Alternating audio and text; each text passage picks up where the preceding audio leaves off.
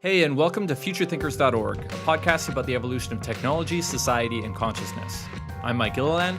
And I'm Yuvia Ivanova. If you're new to the show and you want to get a list of our favorite books, popular episodes, and to join our community, go to futurethinkers.org/start. A quick announcement before we start. Mike and I are working on designing some courses, and we'd like to get feedback from you guys on what you'd like to learn from us. So go to futurethinkers.org/courses and fill out our quick survey. It'll really help us out. Enjoy the episode.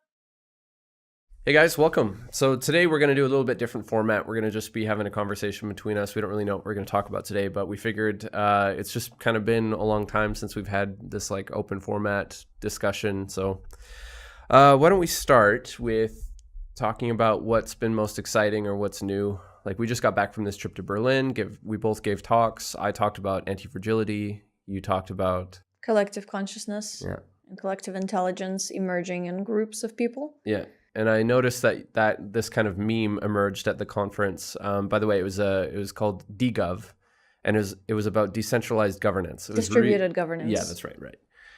Really interesting conference. It got me really more excited about crypto again, because the last year I've been not so interested in it. It's been really super capitalist, I would say, in the last year. And I guess what really got me into that whole scene was this idea that we could change government, we could change how society is structured, we could maybe have a basic income running on the blockchain, we could do like all kinds of new systems of governance. And this conference really got me excited. So collective consciousness, collective intelligence. Why don't you expand on that idea? Sure. Well, it's the idea that complex organisms, whether it's your body or, the mycological networks, like the mushroom networks in the roots of trees, or the human genome, like humanity as a whole, tend to have collective intelligence that is different from the intelligence of the parts that make it up. So you usually see this kind of collective intelligence that emerges even in tribes or in groups. And I wanted to kind of bring it up because we were trying to create this unstructured kind of environment where things could emerge. And collective intelligence is one of those emergent properties. So when there's not a rigid structure in groups, people tend to self-organize in a certain way, and certain ideas kind of become memes, and certain patterns emerge, and it's very interesting. So I wanted to bring it to people's attention before we started the conference. Yeah, right.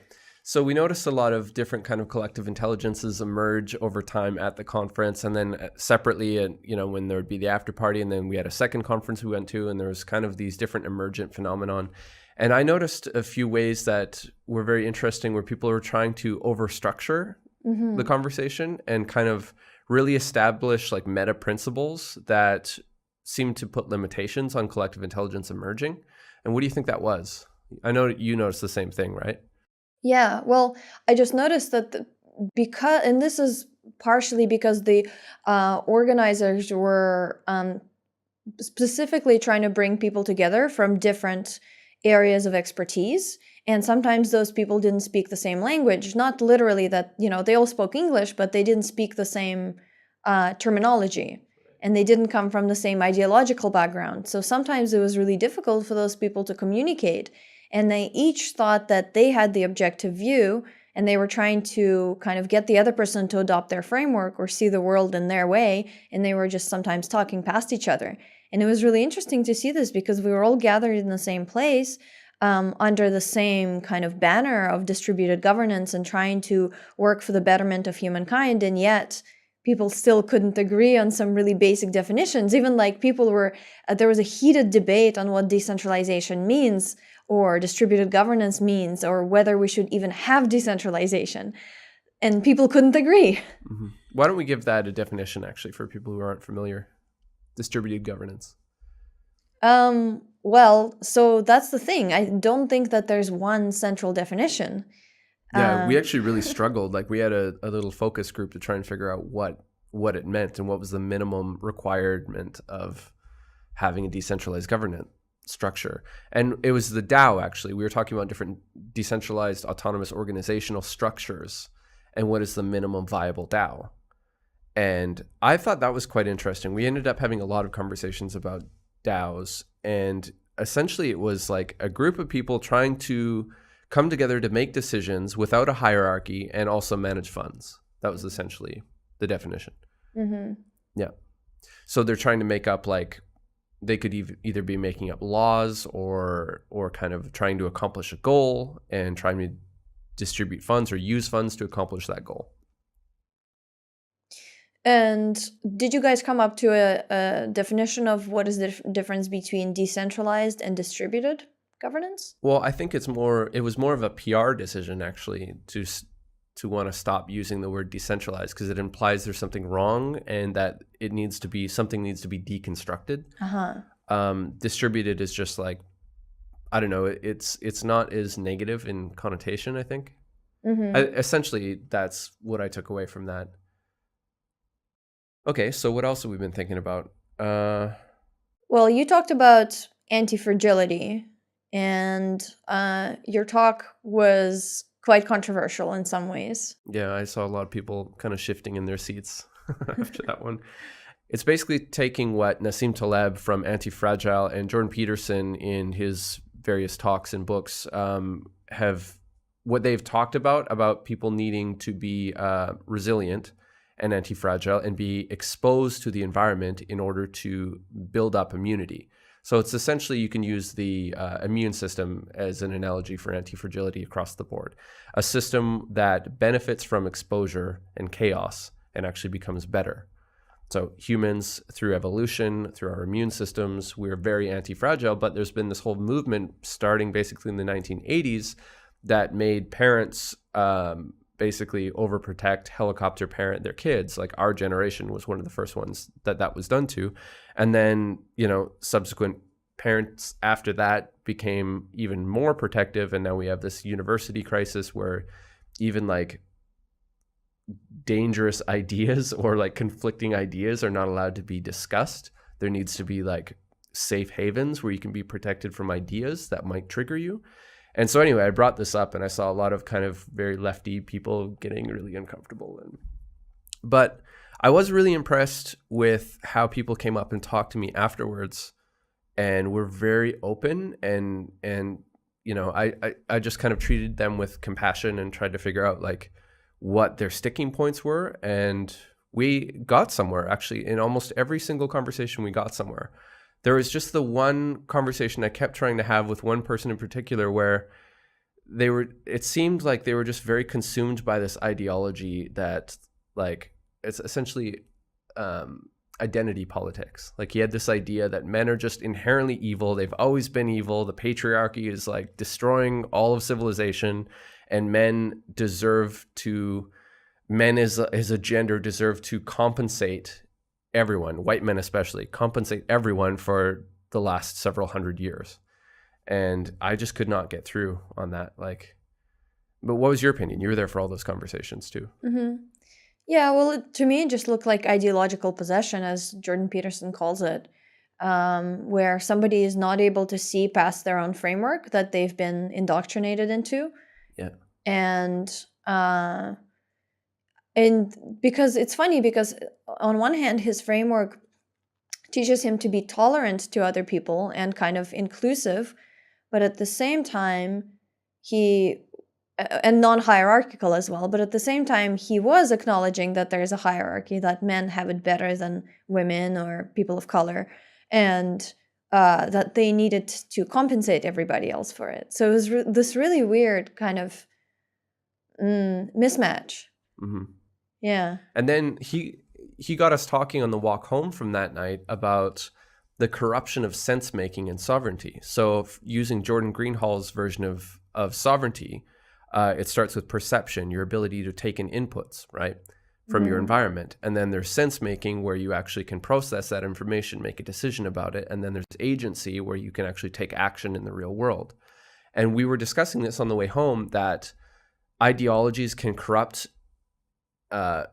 individual levels and sometimes spread across other levels. So with him, it seemed like there was this corruption at the sense-making level that was then corrupting the perception level and causing him to see everything in this sort of like, men are bad, black and white, us versus them kind of way. Yeah, like all men are rapists. Yeah. And he was saying how 95% of the men at the conference had mistreated women somehow, or had like looked at women the wrong way, or just were predatory. And I did not perceive the same thing I didn't at know what all. he was talking about. Like, I thought what, everybody was really polite. I didn't casual see glance, like, any incidents at all. Yeah. Yeah.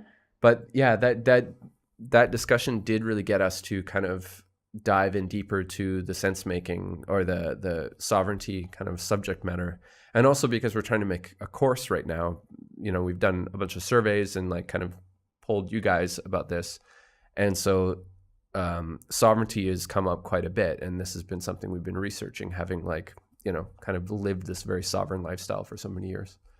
But So actually, yeah, it's been super interesting. Yeah, it's interesting because I was having a Twitter conversation about this just yesterday, that the notion of sovereignty often gets associated with the idea of libertarian free will. Right. So basically that Separation from community or from networks, right? Separation from networks, having some sort of freedom from other people's influence or from the environment, which I think is impossible because everything is interconnected in this world that we live in.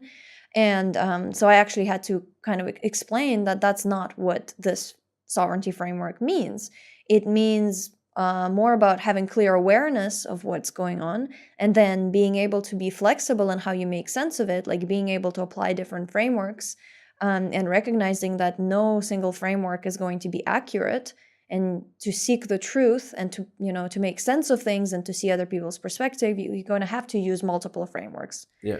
Or just be holding all of your frameworks very lightly or not at all. Just be open to what is and not try to jump to conclusions or put things into boxes very quickly. I like Jordan Greenhall's, I don't know if it's his definition of sovereignty or if he's just been talking about it a lot, but I kind of learned this from him on our podcast when he talked about this being more of a mind game kind of thing. It's not like you're getting sovereignty in the physical world, but you will get sovereignty in the physical world if you have it in the mind first. And since, what were you reading earlier today about the sort of like meme spread and how the people get possessed by memes. Yeah, exactly. Possessed by memes. Mm-hmm. And they lose agency in a way because the idea is possessing them. So that's what this version of sovereignty is about, is like clearing your mind of preconceived ideas about the way the world works and the way people are and this sort of thing, and really getting more into the senses and trying to base all of your understanding about the way people work in some sort of evolutionary context. Like, why would I behave this way in an evolutionary context? Why would they behave this way?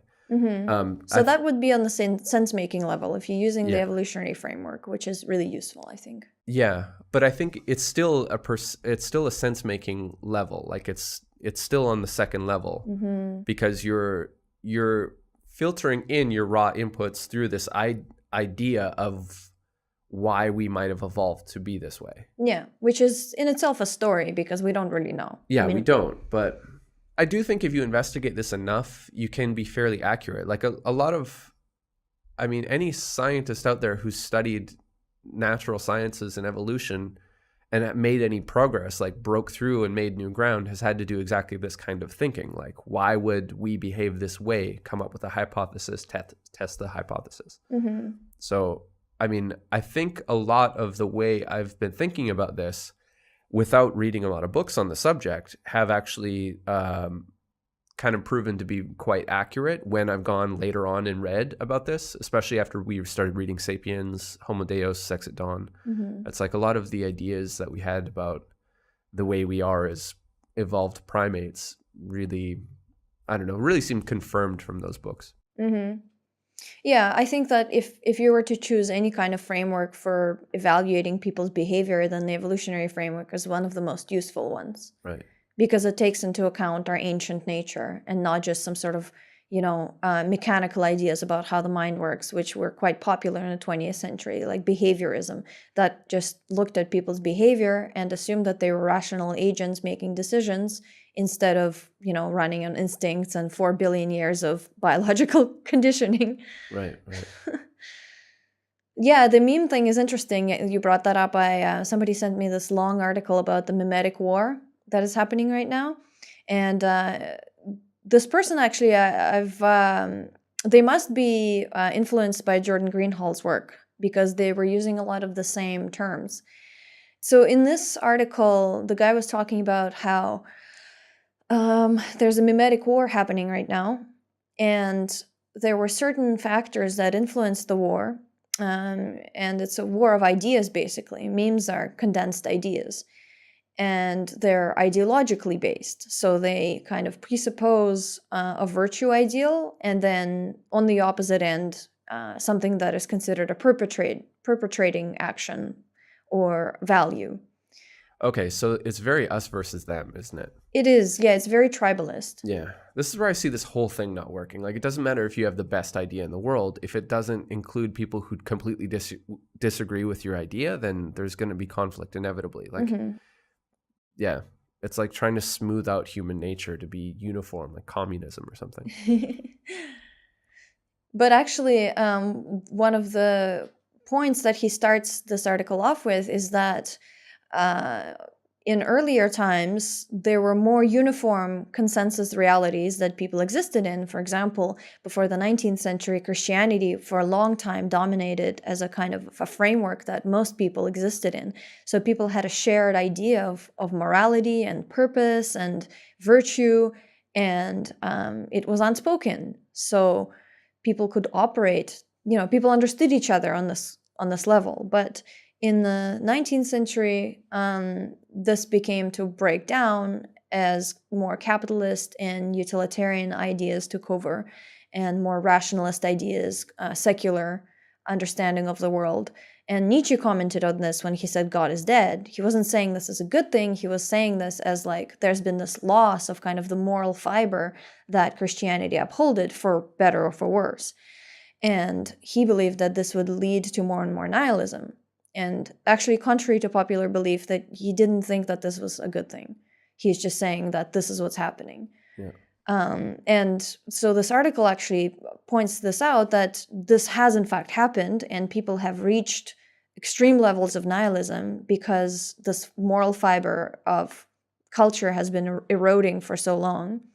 And even in recent years, there were more uniform consensus realities that people existed in. For example, the right-leaning and the left-leaning in the Western world, where the right-leaning were more conservative, kind of had religious values, valued sexual purity, restraint, and more clear kind of defined boundaries. And then on the left side, it was more open-minded, more inclusive, rights of gays and sexual liberty and this kind of thing.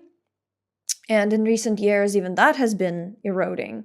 So now it's super fragmented, and there's just these, dozens of, if not hundreds of mini meme tribes, and everything is atomized, where people no longer belong anywhere. They are just kind of their own island in the middle of this vast ocean of ideas. And that makes people vulnerable, because we're tribal creatures. Like we evolved to belong to a tribe. And so people desperately seek that belonging. So that's why they become more susceptible to these meme tribes. It's interesting how we've kind of grown up now. The younger generations, kind of the internet generation, has grown up quite isolated, but then on the internet has found this echo chamber community. Yeah. And what you're calling the meme tribes, but then in real life, there's kind of this weird separation. And I am noticing, I don't know, you say there's this lost generation in a way. I am noticing people coming together around central themes of trying to make the world better and trying to figure out what their purpose is and how to have impact on the world in a positive way. But what I see happening is that they're still trying to have this singular type of person that they are used to having on the internet in real life, instead of having a diversity of opinions and people. And that's ending up creating more of the problem in real life. And I'm just kind of like thinking out loud as I go here. Yeah, actually, he mentioned some of the meme tribes by name, And the optimists is probably the one that you're referring to, people who are really trying to make the world a better place, who are trying to, improve themselves, who believe that the But I'm not world saying they're like a world tribe, is though. going to in a positive direction, that things are getting better. Yeah. And but there is this uniformity that they're kind of choosing to not be negative, or they're purposely ignoring existential risks or problems. I see. Yeah, that's not really what I'm saying. I'm saying that people kind of go through this, like, it's more of a movement through adolescence into adulthood. Like, you grow up in this environment with your parents kind of sheltering you from the world, and things seem all great, and then you go out and get a little bit of exposure and things start to not seem so great. Everyone goes through that like teenage angst period. My parents are idiots. The world is a lie. Like, everything's a lie. And then they go through this next stage of development where they start to feel like they're getting angry about it. They want to do something about it. They want to protest, blah, blah, blah. And then they try something and it doesn't necessarily work, or they join some community and they realize that there's infighting and this ideology doesn't really work for them. And then they get into their 30s and then kind of stop thinking so much globally and start thinking about themselves as individuals. How do I kind of keep myself safe, build a family, and then they kind of go in. So there's period of time where people are very activist and going out there. And I think what's happening, what you're describing, is that they are in that process of finding their community that they can be a part of. They might subscribe to certain ideologies prematurely and then get stuck there. And then they grow past it and it's that kind of like tidal wave has gone away. So what I'm trying to figure out is what kind of diverse communities can we have that function on principles and have the kind of technological structure to allow people to be distributed and decentralized and make decisions. Yeah, it seems that there's a new way of organizing that's happening right now, which Jordan Greenhall has talked about, that there's this new kind of decentralized, self-organizing collective intelligence that's emerging, where people are organizing. They're starting to organize around ideas in these meme tribes, but where that could progress is that people would start talking across meme tribes and learn how to self-organize with people who are not like themselves, who don't necessarily share the same values. Right. But that requires a much higher degree of sovereignty and awareness, because then you have to understand that, this person doesn't share the same values, they don't aspire to the same virtues, so how do I actually have a conversation with them? And so he thinks that people like Jordan Peterson and the intellectual dark web are really important catalysts for this, because they're teaching people how to have a conversation. Yes, exactly. You read my mind. Yeah. Yeah, there's two parts to this, where we need the technology to bridge the gaps between these different meme tribes, which is essentially there. It's just the conversation technology, like Reddit. We also need the kind of power and decision making and committing law to code ability, which is coming in the blockchain.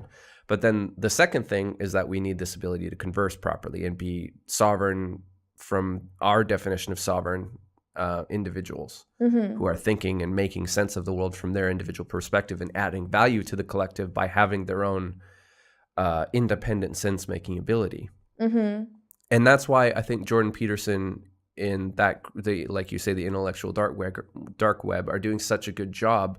But then they're still kind of on this edge, like they're still building this tribe instead of trying to bridge gaps between other tribes. Like, it's so conflict oriented. Yes. Well, and that's why it has become so popular, because we are wired to pay attention to conflict, because, it triggers our fight or flight response, and we are, that helped our ancestors survive, because the cost of missing a potential lethal danger was, well, you could die. So it was very high. So we are programmed to react before we can even think about it logically. Like our limbic system reacts to perceived danger. Whereas noticing something normal or positive or an opportunity, the cost of missing that was much lower. If you didn't get these bananas, you could get these other bananas later. Yeah. So that's why we react to negativity and perceived danger so strongly. And these meme wars, they feed off of that, because that's how you get people to get into outrage mode and react and share and comment, and the mass media feeds off of that too, because they get advertisers who pay by the click. And if you can get people to click a bunch of times to comment and then, acknowledge some cookie policy or whatever, the more times that you can get them to click on their page, the more ads can be shown. The more ads can be shown and the more money they earn. So they don't actually care about the quality of the information as long as it gets you to click. Yeah. And outrage gets you to click, so outrage is what you get. Yeah. It's so funny. There's just a couple of books that I think people could read to make sense of all of this. Like as far as the individual becoming more sovereign, probably Jonathan Haidt's book, The Happiness Hypothesis. Yeah, it's really good. We're reading that now. Yeah, that book is fantastic. It's like covering so many things that we've been researching already for this course about the sovereign individual and how to be happy and how to have meaning and purpose. Yeah. And then there is Trust Me, I'm Lying, which talks about the whole incentive structure behind the media. Mm-hmm. It's quite specific. It is, but I still think it's worth a read because you'll be able to understand how these things all work and how bullshit the whole structure is. Mm-hmm. And I haven't found a good book that really explains new distributed governance models and how that could be, implemented. Yeah, if any of you guys can think of one, please let us know.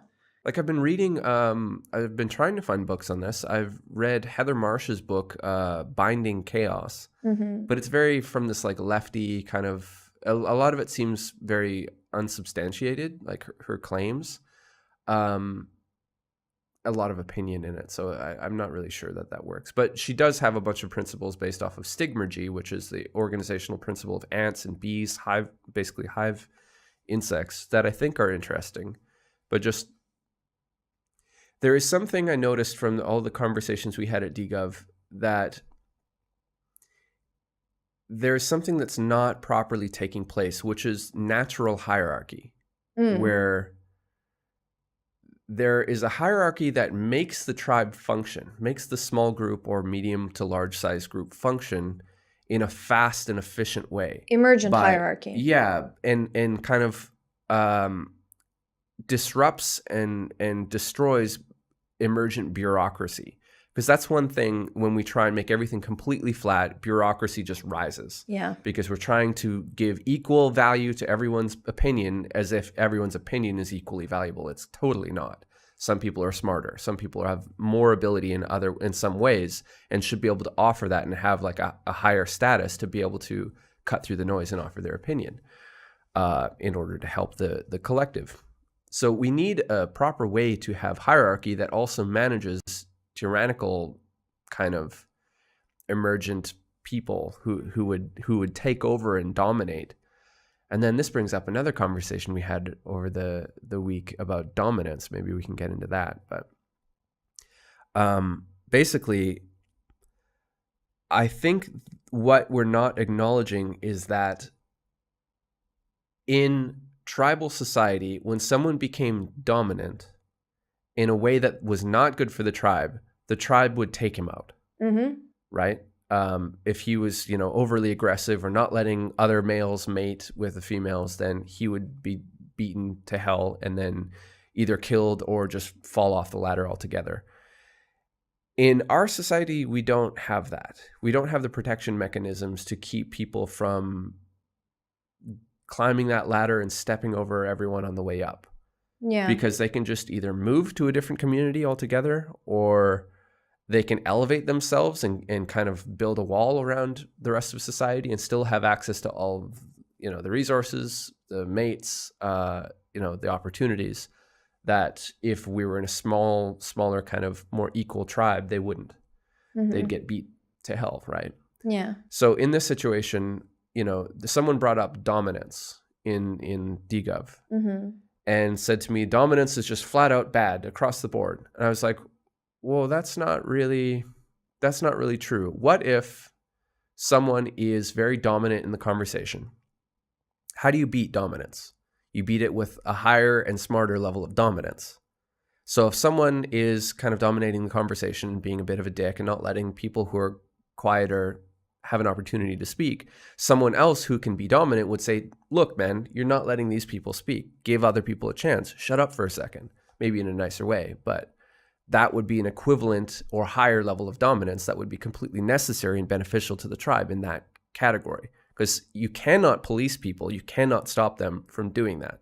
There will be emergent hierarchy, whether you want to live in a flat communist society or not. People will figure out a way to kind of step up above each other. And it was really interesting actually to see that, because we saw people get into really heated debates about how we need to have anti-rivalrous organizations. Yeah. And then I just leaned in and said, hey, you're having a really heated debate about anti-rivalry. Isn't that funny? Yeah. So, yeah, people will find a way. That's what you see in these PC police that South Park loves to make fun of. These PC bros who are like, I'm more PC than you, bro. Yeah. They're still competing. They're still being bros. They're just being bros in this other framework. Yeah. So you can't de-bro the bro. Exactly. You can't de-monkey the monkey. You can't de-bro the bro. Totally. Yeah. Yeah, I think it's more about checks and balances. Checking the monkey, training the monkey, understanding the monkey. Why does it do the things that it does? Yeah.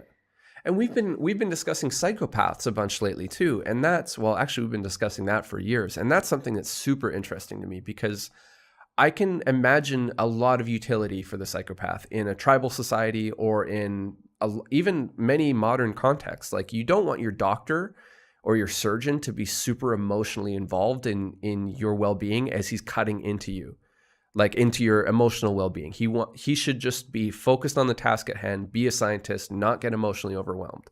And like, in that sense, someone who's like low empathy or low level of emotional involvement is going to be more beneficial. I think it's very important to distinguish between somebody who's low empathy and a psychopath. Yeah, because I'm just saying it as if it were like one end of a spectrum where most people would lump in this unhealthy characteristic of low empathy.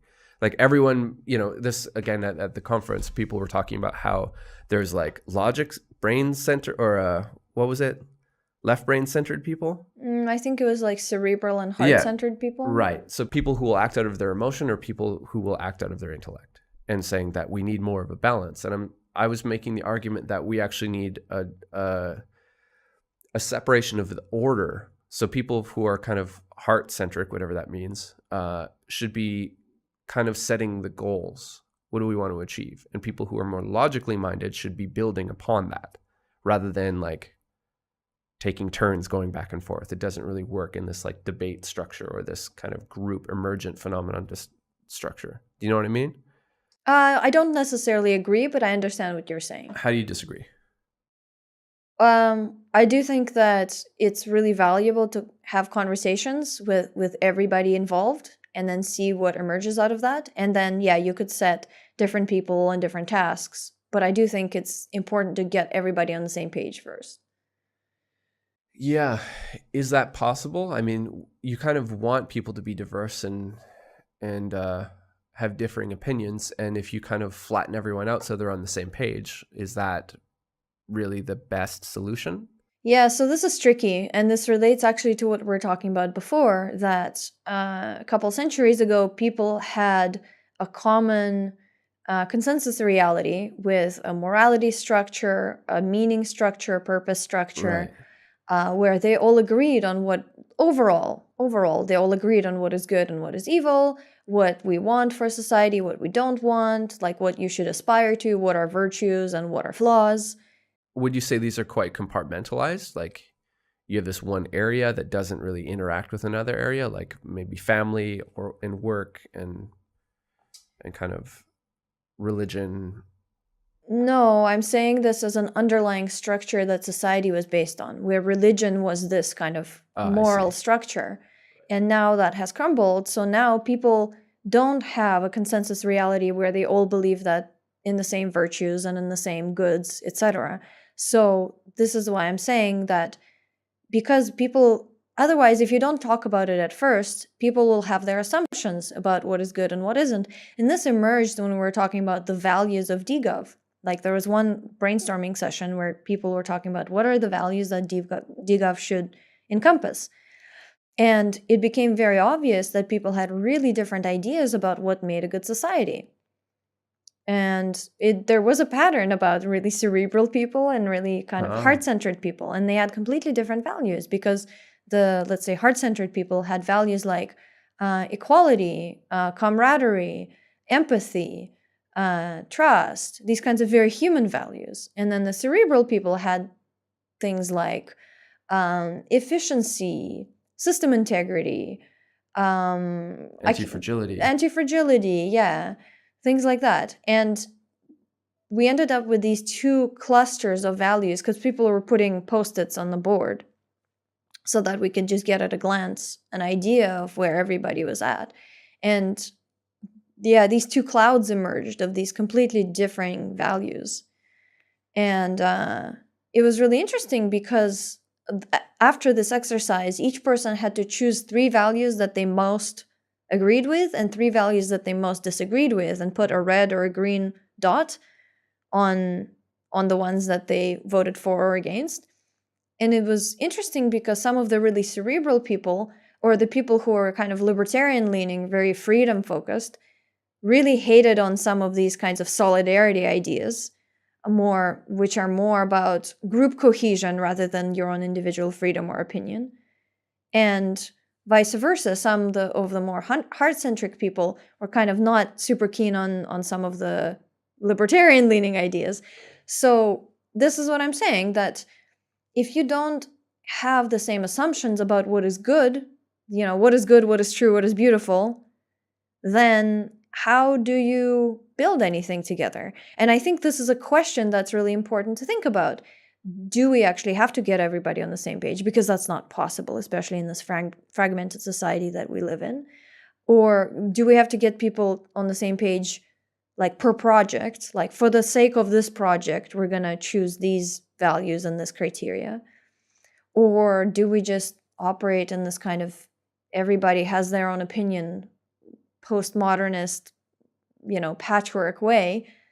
But then how do we agree on anything at this point? Well, I do think this idea of sovereignty is going to be an absolute requirement for any kind of system to ever take place. And there's going to need to be this like individual level of education that needs to occur so that every unit in the collective can provide value that is also taking into account the ideologies and the differences between people, and trying to figure out what is the truth about the best decision. Like, what is best for all of us, even if I don't like it. So that is an interesting thing that came up too, because some people were not keen on truth because they believed that different perspectives matter, and that, it's possible to have completely different perspectives and not agree on the same truth. Right. Which, to a degree, I agree with. Like, sometimes people can't investigate deeply enough within their own mind and investigate their own biases to realize that what they're seeing is a result of their biases rather than the truth. Yeah. So what I'm really curious about is, can a collective system like this work? Like a direct democracy system where you swipe left or right, can we collectivize in a way? I don't know.